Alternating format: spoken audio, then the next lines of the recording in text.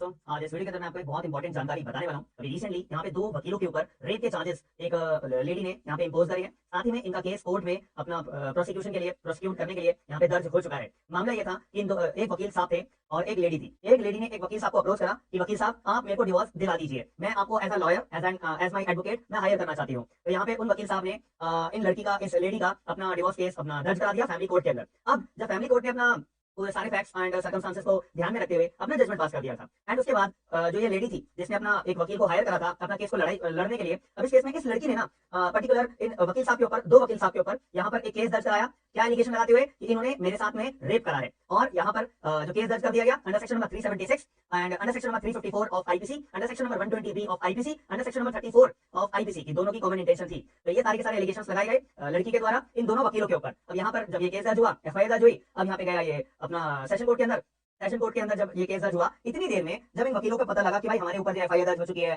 Court में case चढ़ चुका है, अब इन वकील साहब ने क्या करा, हाई कोर्ट को अप्रोच करा। हाई कोर्ट को यहाँ पे केरला हाई कोर्ट के पास इन्होंने अप्रोच करा और अपने फैक्ट्स एंड सर्कमस्टांसेस बताए कि हाई कोर्ट साहब आप ये बताइए, हमने तो कोई रेप का अपराध करा ही नहीं, बल्कि ये जो लेडी है ना, ये हमारे से दुश्मनी, इसके मन में दुश्मनी आ चुकी है हमारे प्रति। क्यों? क्योंकि इस लड़की का हमने डिवोर्स केस लड़ा था और डिवोर्स केस के अंदर जो फैमिली कोर्ट ने कंपनसेशन ग्रांट करा था केस को कंक्लूड करते हुए, वो लेडी जो है खुश नहीं थी कि जितना फैमिली कोर्ट ने कंपनसेशन ग्रांट करा वो लेडी खुश नहीं थी। इसको लग रहा है कि भाई हमने कुछ केस को अच्छे से प्रोसिक्यूट करा नहीं, लेडी को और कंपनसेशन मिल सकता था, तो उसका बदला ये हमारे ऊपर उतार रही है, हमारे ऊपर केस दर्ज करवा दिया 376 का, 354 का, 120 बी का, सेक्शन 34 ऑफ आईपीसी का। तो अब हाईकोर्ट साहब आप बताइए। तो जब हाईकोर्ट के पास गए थे ये दो वकील, इसलिए गए थे अपना एंटीसिपेटरी बेल ग्रांट करने के लिए। तो हाईकोर्ट ने इन बातों को ध्यान में रखते हुए एंटीसिपेटरी बेल वकील साहब को अपनी ग्रांट कर दी थी। साथ ही में वकील साहब ने एक बात ये भी बोली थी कि ये जो लेडी है ना, इसने हमारे ऊपर जो रेप के एलिगेशंस लगाए हैं ये भी बेबुनियाद है और ये झूठे हैं, ऐसा इन्होंने बोला था। साथ ही में लेडी ने इस बात को बोला कि देखो ये जो वकील है मेरे को अपने घर पे बुलाता था और मेरे को होटल में लेके जाता था और मेरे को सेक्सुअली असॉल्ट करा है, मेरे साथ रेप के अपराध करे हैं, और इनका एक कलीग है उसके घर पे भी मेरे को लेके गया था एंड उन्होंने भी मेरे को जो है सेक्सुअली असॉल्ट करा है एंड यहाँ पे रेप दोनों के द्वारा करा गया है। अब यहाँ पे जो है इन वकील साहब ने एक स्टेटमेंट ये भी दी थी हाई कोर्ट ऑफ केरला के अंदर कि जैसा पहली बात ये लड़की की स्टेटमेंट है, इन्होंने एक स्टेटमेंट दी थी, मैं आपको बता भी देता हूँ पढ़कर कि पुलिस कमिश्नर के ऑफिस में जाकर इन्होंने एक स्टेटमेंट भी दर्ज करवाई थी कि जो मेरा रिलेशनशिप रहा है इन दोनों वकीलों के साथ में वो प्योरली कंसेंशुअल है, कंसेंट वाला रिलेशनशिप है, पहली बात। और जो मैंने जो भी कंसेंट जो भी रिलेशन बनाए हैं इन दोनों वकीलों के साथ में ये प्योरली कंसेंशुअल है। साथ में मैं आगे चल के इनके ऊपर कोई भी कंप्लेंट दर्ज नहीं करना चाहूंगी।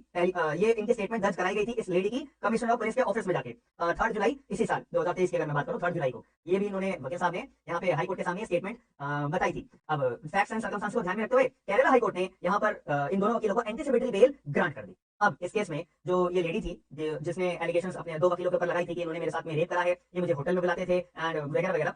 अब इस केस में ये लड़की गई अपना लेडी गई अपना सुप्रीम कोर्ट, यहाँ पे एंटीसिपेटरी बेल जो ग्रांट करी गई है केरला हाईकोर्ट के द्वारा, इसको चैलेंज करने के लिए सुप्रीम कोर्ट ने दोनों वकीलों को यहाँ पर जो एंटीसिपेटरी बेल केरला हाईकोर्ट ने जो ग्रांट करी थी उसके ऊपर स्टे लगा दिया।